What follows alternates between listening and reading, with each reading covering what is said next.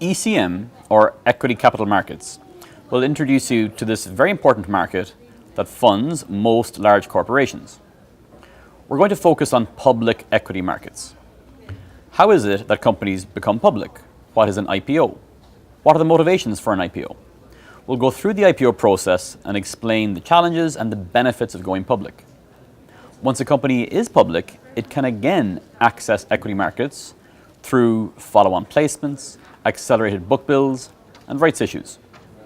We'll address all these issues and show how they fit into the overall corporate life cycle.